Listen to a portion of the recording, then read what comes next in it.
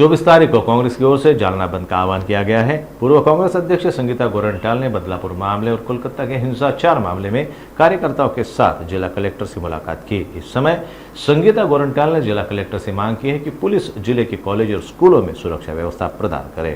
साथ ही संगीता गोरंट्याल ने यह भी कहा कि 24 को विधायक कैलाश गोरंट्याल के नेतृत्व में जालना बंद का आह्वान किया गया है और व्यापारियों को सहयोग की मांग भी की।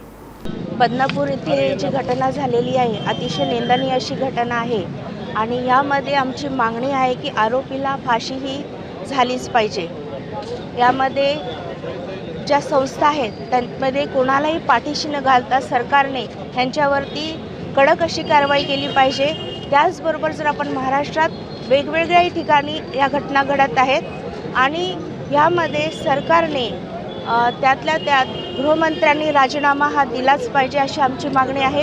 कारण आमच्या चिमुकल्यावरती जो अत्याचार होत आहे त्यासाठी काल जर आपण पाहिलं तर बदलापूरमध्ये अक्षरशः आंदोलन हे चिरडून टाकलेलं आहे आणि बळाचा वापर करून तुम्ही जर आंदोलन चिरडून टाकत असाल तर सर्व शहरातील जनता ही रस्त्यावर येऊन सरकारच्या विरोधात आंदोलन करणार आहे आणि आमच्या चिमुकल्यांना कुठेतरी न्याय मिळाला पाहिजे ही आमची मागणी आहे आणि त्यासाठी आज आम्ही इथे आंदोलन करत आहोत। आज आम्ही कलेक्टर ऑफिस आणि SP सरांना निवेदन दिलेले आहे की कलकत्ता आणि बदलापूर इथे ज्या घटना घडलेल्या आहेत त्याबद्दल आम्ही शासनाला त्यांच्यातर्फे निवेदन देण्यात यावं की ही घटना फास्ट ट्रॅक कोर्टमध्ये चालून जे आरोपी आहे त्यांना फाशीची शिक्षा व्हावी।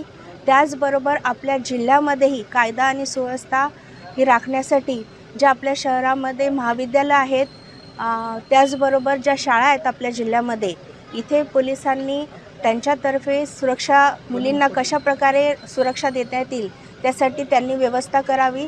त्याचबरोबर महाविद्यालय आणि शाळा सुटत असताना पोलिसांच्यातर्फे तिथे काही सुरक्षा प्रदान करण्यात यावी अशी आमची मागणी आहे। त्याचबरोबर येणाऱ्या 24 तारखेला आम्ही आपला जालना शहरात माननीय आमदार कैलाश गोरंट्याल यांच्या मार्गदर्शनाखाली जालना बंदची हाक केलेली आहे। तर व्यापाऱ्यांना त्याचबरोबर सर्व संस्थांना आम्ही आवाहन करत आहोत की त्यांनी या बंदमध्ये सामील व्हावं। बघा, सर्वप्रथम मी तुम्हाला हे बोलणार आहे की महाराष्ट्रात किंवा देशात भारतात जेवढी आमची बहीण आहे जेवढी आमची मुली आहे बहिणी यांची रक्षा करायचा हे आमचा धर्म आहे। कुठे ना कुठे हा धर्म सरकाराचा पण आहे आणि यांची जर सरकार जर रक्षा करू नाही शकत तर जे आरोपी आहे त्यांना फास्ट ट्रॅकवर लवकरच लवकर या सरकारने फाशी दिली पाहिजे। बघा, एक दिवसात तुम्ही गव्हर्नमेंट चेंज करू शकतात, एक दिवसात तुम्ही नोटबंदी करणार, मग तुम्ही एक दिवसात फास्ट ट्रॅक करून आरोपीला फाशी नाही देऊ शकता का? हे माझा सर्वात पहिला प्रश्न आहे सरकाराला।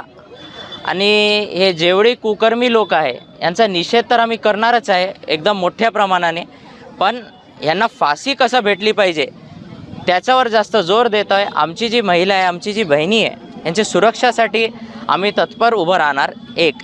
आणि एक भाऊ म्हणून भारतात जेवढी माझी बहीण आहे जेवढी माझी आई आहे जेवढी आमची लहान मुली आहे यांच्या सुरक्षेसाठी आपण सगळ्यांनी एक प्रण घेतला पाहिजे।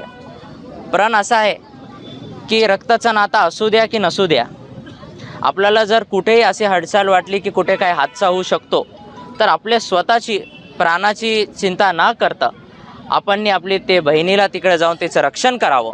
एक आम नागरिक म्हणून जर आपण सगळ्यांनी असं प्रण घेतलं आणि एकत्र होऊन आपण हे कुकर्मी लोकांना दाखवू शकतो की तुम्ही आज जे तुमच्या हातात जे घटना घडली आहे त्याची सजा तर तुम्हाला सरकार तर देणारच आहे। आम्ही सरकारावर पण टीका केली आहे कारण खूप स्लो प्रोसेस झाला आहे, पण जर एकत्र होऊन आपण सगळ्यांनी प्रण घेतला आपली मुलींना आपली बहिणींना कसं वाचवायचं आहे, रक्ताचा नासा असू द्या नसू द्या, तर हे जे कुकर्मी आहे ते डोळं उघडून बघू पण नाही शकणार आपली बहिणींकडे आणि आपली मुलींकडे।